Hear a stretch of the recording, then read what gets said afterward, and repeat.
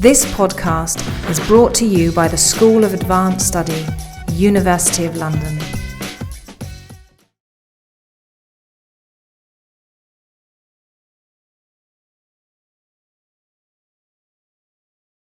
I think we can try to start. I'm slightly noticing from the compaction of those letters that my images may not come out entirely correctly. So Jonathan is coming down, but Jonathan, I think we can move to another image. You know what to do.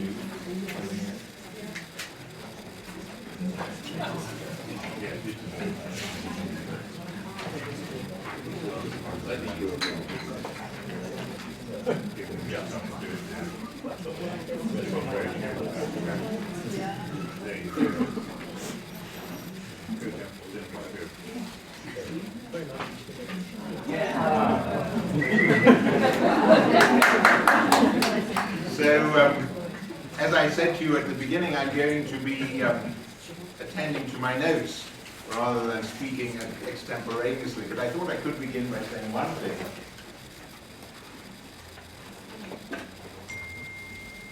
I thought I could begin by saying, or three things actually, which is that, of course, both Christiana and Hugh are right.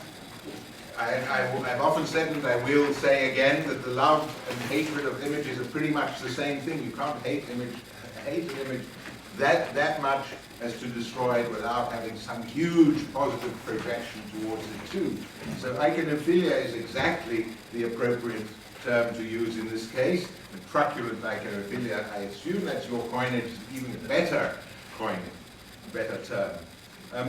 One of the issues, though, and this is very interesting in terms of the history of this institute, is of course that the process of digitization has enabled the ever more effective recruitment by ISIS by use of these images, as Hugh demonstrated so clearly, and is clearly their intention. And this tells us something very interesting about one of the commonplaces of our time, which is the diminution of aura, the alleged diminution of aura in the age of mechanical reproduction, to which my title obviously alludes. We have for so long assumed that the Benjaminian notion of the dilution of aura through reproduction is somehow axiomatic. The effectiveness of these images, the way in which they incur passion of one kind or another, somewhat puts the lie to that claim. I mean, I think this is something which we all very much need to reflect on. And so you will see this running through the course of my talk. Now, I actually gave it at an extraordinary symposium at the Asia Society exactly a month ago. I apologize, therefore, to those of you who have heard it before. No one from the Institute was there. It was about recent image destructions in the Middle East, and in particular those by Daesh in Iraq and Syria. And I am going to try to refer to Daesh not because I have any particular preference for that term, but because at that very conference, as the one person I know, there are probably others who were there, who was present on that occasion, Susan Babai. She heard me talk, and she was also present at a rather heated discussion about whether it made much difference to refer to ISIS or to Daesh. But out of respect, not because I'm desperately politically correct, out of respect, I will try to those people who are concerned about the use of the term ISIS, I will try to refer to Daesh throughout. In fact, it was a late, in the face of some objections to our overall title, it was a late change to our overall title. At any rate, as you can imagine, that meeting at the Asia House was about recent image destructions. It was, as you can imagine, a terrifying and heartbreaking catalogue, offered both by conservation experts and by military witnesses. We had a general and a major talking about some of what they had seen and some of what they had tried to say. So on that occasion, concluding the event, I said that the day's list of destructions filled one with despair, obviously. I observed, I'm an art historian, so much as we are attending to the role of works of art as images and images as works of art, we still love art and we are appalled by the destruction of the objects which you have seen today and we will continue to see. So one's filled with despair when looking at these witnesses, these photographs, these images of destruction. I also said that anything one could say at that point, this point in our time, would be ineffectual. As many of you know, I have spent most of my adult life studying iconoclasm, and the scale of what Daesh has wrought and continues to wreak is unparalleled, though not without precedent. So today I actually have nothing new to say about what is happening in the Middle East. I'm going to set it in a broader context. So I'm going to have nothing new to say about those particular, what's going on in the Middle East, but I'm going to bring forward some aspects of my own researches that might illuminate the broader issues at stake in any study of image destruction. Much of what I say will be mere background. No, not mere. When I began working on the subject in 1969, it was almost totally neglected, the subject of the destruction of images, except perhaps amongst Byzantinists. The only general book that then existed was Julius von Beek's Die Bilderstürmer of 1915. When my fellow scholars heard that I was working on iconoclasm in the Reformation, especially in the Netherlands, they asked, how can an art historian be working on the destruction of images? Art historians are supposed to deal with the wonders and beauties of art, with what art means to people. I restrained myself from suggesting that the will to destroy art often provides quite precise testimony to what art actually means to people, from love and desire to hate, anger, and resentment. But at the same time, the notion that anyone should do research on the history of image destruction or on the history of images that no longer existed, that were so gone that you could no longer study them visually, was regarded in these circles, in these very circles, as anathema, testimony to what was wild and barbaric in the human spirit, outside civilization and culture, way below the realm of the academic inquiry on art. Well, of course, things have changed now. So, in working on iconoclasm in the Netherlands, in Germany, and then in many other places, from South America to South Africa, two questions in particular struck me, and they seemed applicable to other cases of iconoclasm as well. When the mob rushed in to destroy the images in Antwerp Cathedral during the night of the 21st of August 1566, the event that really marked the beginning of the revolt against Spain, and destroyed everything within reach, picture, sculpture, stained glass, books, vestments, everything that pertained to the infidels of the Catholic Church, and attacked the priests and other servants of that hated religion. Did they do so spontaneously, or were they organized? Shall I show you some pictures if I can manage this system here? No? So there is a more or less contemporary print of the iconoclasm in Antwerp on the night of August 21st to the 22nd, and you can see people climbing up ladders to bang windows. Notice the gesture of the man striking out the glass. They're tearing up prayer books. They're pulling down everything they can, long ropes to pull down statues and so on and so forth. Here's another. This is a bit later. This is a kind of recollection of the vandalism that went on in Antwerp Cathedral, pulling down everything in sight. Now, I encourage you to remember, these seem quite innocuous images. We are not going to be able to have time to discuss whether images such as these had the effects they did simply because of the effective means of reproduction available at the time. They look pretty, as I say, innocuous to us now, but this is what they had.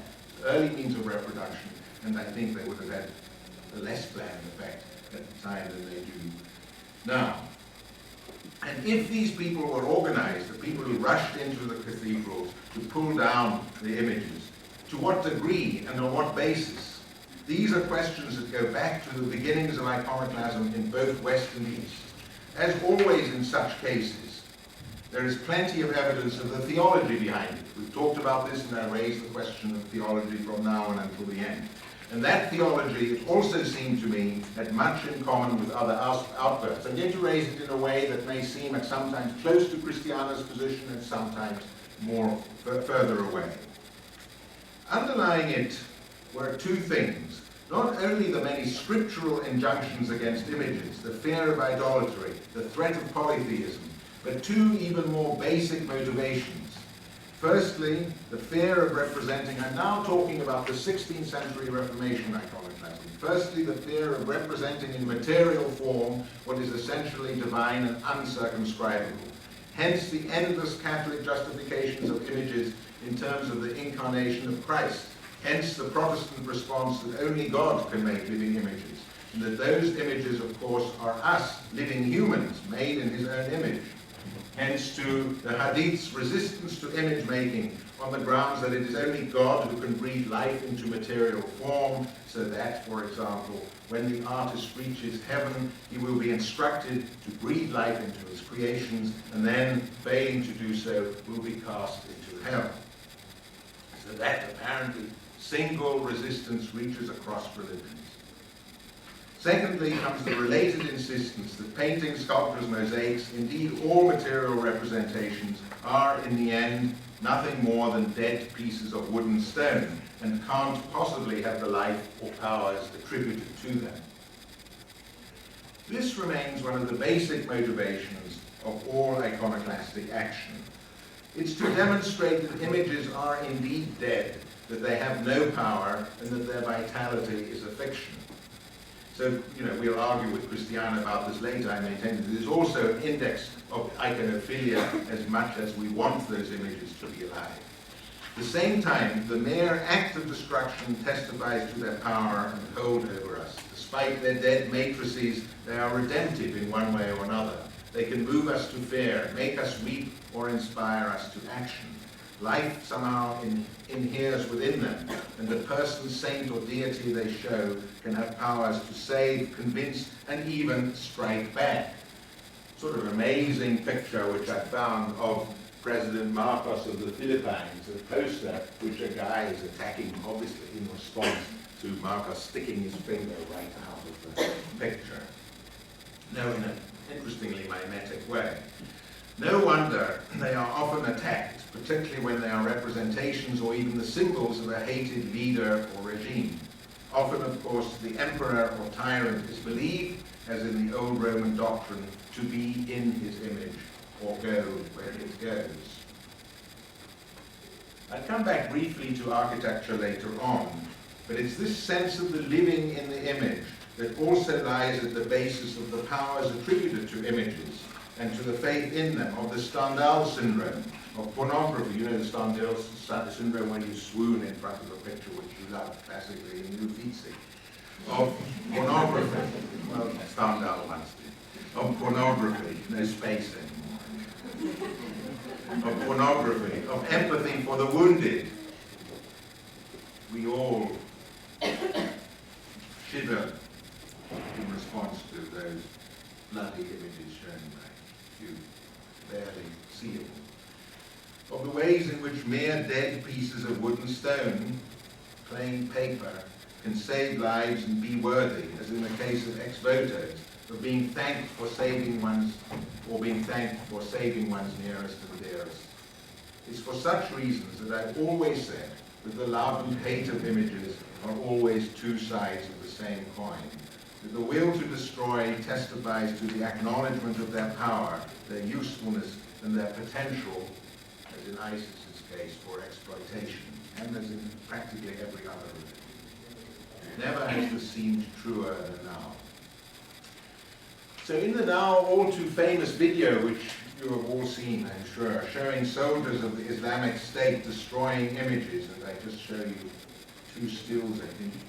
You will have seen them already.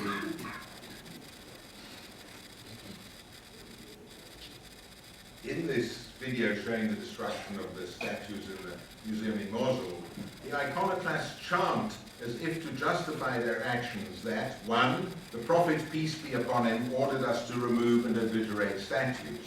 2, and his companions did the same after him when they conquered countries. 3, and the monuments that you see behind me, says the narrator, are but statues and idols of the people from previous centuries, which they used to worship instead of God, idols in other words. Now these warped references to the Hadith and to the traditional charges of idolatry are all too predictable. But then the Daesh editor of this performance adds another further novel comment, as if in realization of the fact that not even a strict interpretation of the tradition can justify what they are doing. This is what he adds.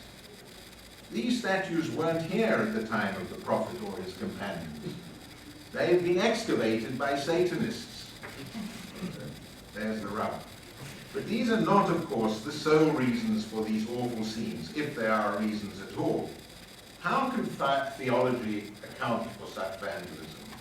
This question runs through almost the entire history of iconoclasm. Well, the fact is that, like Daesh's terrible executions, these are actions chosen for their shock effect, for publicity, to make people scared, to attract rebels, and so on. Playing into the hands of the very people who seem to know best how to use and abuse images in our time, that's Daesh, the New York Times refers to them as the latest eye-catching destruction. As in very many other attacks on images, theology is only a cover for the desire for publicity, in the case of movements and theologies, or simply to draw attention to oneself, in the case of disturbed individuals.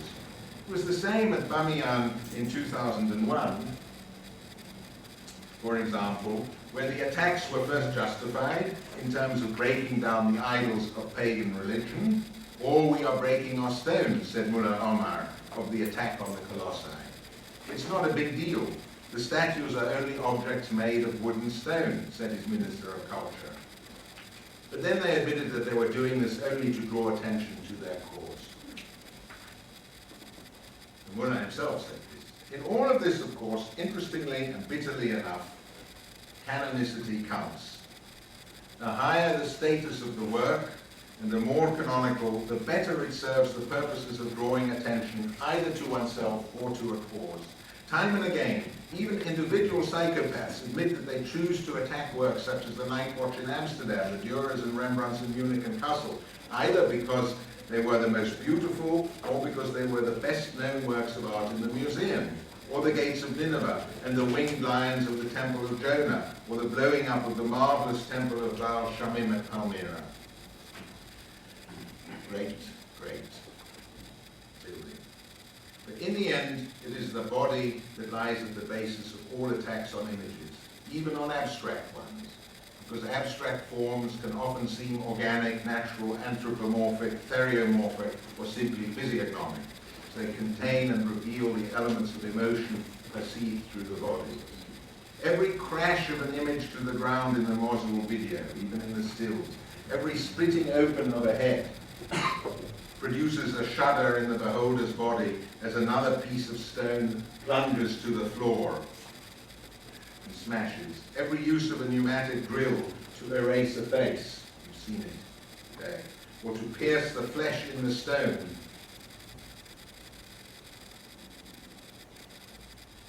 or worse, to put the thundering bit in the eyes of these victimized images, generates a visceral and interoceptive response, a response within the body. Even though we know they are dead pieces of stone, we react as if they are somehow real bodies, living flesh.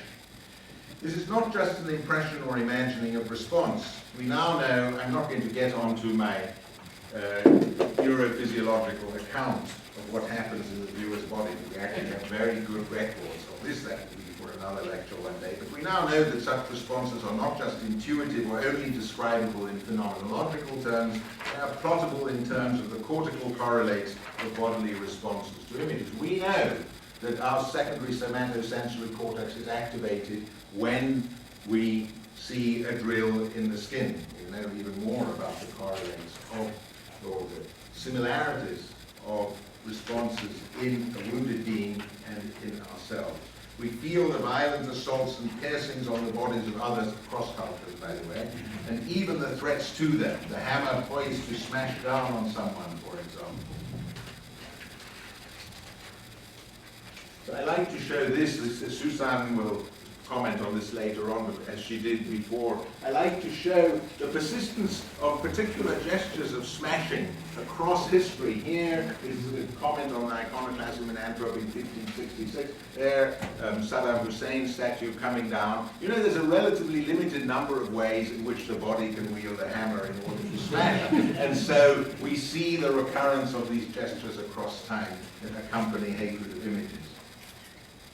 These are not, we feel the responses in our own bodies through the activation of our own somatosensory cortex, the insula, which regulates interoceptive responses, and other cortical correlates of sensory feeling. These are not just imagined reactions that we have, or to those horrible images shown to us by you. They activate the same neural substrate as if our own bodies were tormented. By now, we have still not become habituated, at least I hope not, to the depredations in Mosul, Hatra, and Nineveh, precisely because of this. We have engraved in our memory, our somatosensory as well as our narrative memory, the shock with which we respond to the hammers brought down upon those beautiful, seemingly living images of the past. Though digitized and frequently reproduced, these images remain invested with corporeality and testify not only to the ways in which the body is perceived in the image, but also to the force with which they generate a bodily response, a violent elicitation of the physical responses of viewers of the films and of the stills too. Is it only because of the art we feel we are losing when these people destroy the images that we shudder? Or is it because it's the way in which we, living respondents, incarnate in our own bodies, respond to the assault on the bodies in these images? Well, yes and no. We respond partly because of the skill of the artist, partly because of the history of the objects, and partly because of the sheer visceral reaction to the sight of what seems to be a body made of similar materials to ourselves, or to animals we know. One of the most striking aspects of this phenomenon, I'll just show you a few clear exemplifications of this phenomenon, is that they account for the persistence of forms of iconoclastic assault, from the poking out of the eyes to the sewing up of the mouth to the elimination of the face. The removal of the eyes, such as here in these instances of 16th century censorship, I give you one instance of censorship of a portrait of Erasmus. Erasmus, as we know, was persona non grata in Catholic countries. He went on the index. Before he went on the index, the censors, amateur and professional, went to work. But what's so interesting about this frontispiece to Hieronymus Munster's Cosmographia, and the way the eyes are poked out, the mouth's sewn up so that it can't seem to speak, the eyes can't seem to follow you around the room if you want to invoke those old cliches. The eyes are cut out. But what's so interesting, look at this. It's exactly the same method as the Sultan of Bahrain during the Arab Spring in 2011. Big cross through the face, poking out of the eyes, and if you look carefully, the sewing up of the mouth. Closure of the very organ that represents the image, that represents the ability of the image to be so lively that it seems to speak. Then when you look at this, one shudders in response. These are the forms of targeted mutilation that persist across history. It's also, I realized when I spoke, people came up to me with a certain relief. But of course, one of the reasons I show this is not simply to talk about recurrences and patterns, but to acknowledge that, these assaults are not distinctive to particular cultures. They may be conditioned by different factors, but they occur really across the wide range of history and space. Now, of course, we know the hypotheses that the destruction of the images in Mosul, in Hatra, and Nineveh, and elsewhere may have been motivated by the profits to be gained from selling what remains from the destructions, and that the constant proclamations that they are idolatrous may have been calculated to appeal to fundamentalists. But in fact, they serve quite strategically, we've already heard this, to fire up both their supporters and their enemies in the outside world. The shock value of these deliberately choreographed events depend above all for their effect on their association with the living and the ease with which both can now be eliminated. From the beginnings of iconoclasm, we've seen how those who are associated with images and who seek to preserve them are destroyed along with the very images and art they seem to protect. Let me remind you of how often the destruction of images has accompanied the murder of those associated with them, in the past as well as in the present. In the Netherlands in 1566, the destruction of images was followed by murder, first of the guardians of images, then by all of those priests being murdered in the background and on the side. You can't see all that, the grave of Here, just following the iconoclasm, you see the hanging and also the head stuck on nails above. And, even in the case of high art, this is Bruegel right about the time of iconoclasm. The triumph of death, but it makes clear that death occurs to heretics, all these people on the wheel. So it's a dramatization of death, but it's death associated with image making. There too, in the Netherlands in 1566, if you protected a picture, you were aligned with the political and religious forces it betokened. Just as in the case, Johannes mentioned it briefly, and because I wasn't given time to pay my tribute to him, I need to do it here again. Just as in the awful case of the great Syrian inspector of art and architecture in Palmyra, whose name, like so many other victims, deserves to be recalled again, the 82-year-old Khalil al-Assad. And then in the 16th century, the killing spread to all those regarded as representatives of the old religion, of a religion that had become heathen again. We recognize these terms. The radical fundamentalists of the Reformation equated the Pope with the whore of Babylon, the font of all corruption, a leader dedicated not to the true God, but to false and old ones, given over to sensuality and idolatry. We know these charges and hear them again and again. The Daesh videos are full of them, but they are pretext for violence. In the end, these are not groups who dismiss images. They need them too much, whether in the 16th century or now. Even the most doctrinaire amongst the radical reformers also dealt in images as propaganda, often in the bluntest way possible. Sometimes even more bluntly than Catholics, supposedly the great masters of affective and sensual images. Then and now, iconoclasts know that images are effective for precisely these reasons, for propaganda, recruitment, or as demonstrations of a perverse theology in which people can be dispensed with as easily as images. This, of course, brings us to the problem of iconoclasm in the age of digital reproduction. Daesh has excelled in every use of images in the age of digitization. It has exploited images for recruitment and propaganda. It's made cruel and terrifying use of the effectiveness of images in conveying a sense of the living body by multiplying the images or destroying it. The horrendous attacks on human beings in Paris last month were preceded by attacks on images, and the attacks on images preceded by attacks on people. Daesh's awful beheadings were disseminated via images at the same time as it began its assaults on people and on images. Images stood at the center of their propaganda and their recruitment of both people and souls. Life was believed to inhere in images, and so they were destroyed in order to show that they were merely dead, containing no vitality after all. It was as if, in the age of digitization, people were reduced to the status of mere images, even more easily destructible than they always had been. The old conflation of the image and the living lies at the basis of Daesh's iconoclasm and its awful reduction of its opponents, real or imagined, to the status of mere images. They and their souls are as easily removed in our age as digitized images. We can destroy both images and people with equal ease. We can promote ourselves and remove others with a press of the trigger or a button on a digital camera or a computer. Iconoclasm in our age goes together with murder.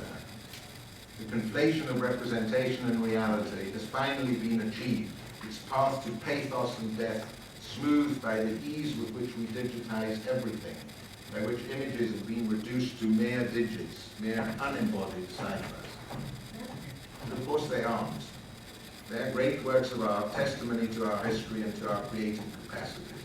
It's this that transcends our mortal lives and that Daesh is seeking to eliminate. Their depredations against art and architecture which doesn't resemble humans for the most part, but shelters and celebrates them, exceed the iconoclasms of the past in scale and above all in ease of elimination.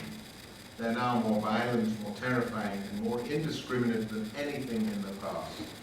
the destruction of people by remorseless savagery, and the elimination of the great temples and colonnades of Palmyra by bombing, occur on a scale hitherto unknown and betoken a total refusal of our humanity. What the solution might be is difficult to tell, other than pushing Daesh back from the threatened areas they control, or by acknowledging that feigned indifference to these acts will eventually result in lower frenzies of destruction or other forms of spectacle. As in all fundamentalisms, the hard problem of how to make theology and theodicy irrelevant except as objects of study remains. Michael Baxendall once asked me downstairs what theology had to do with images. I looked at him in amazement and said, everything. And in the end, as you know, he too, for all his skepticism, could not but acknowledge that, as must we. Thank you.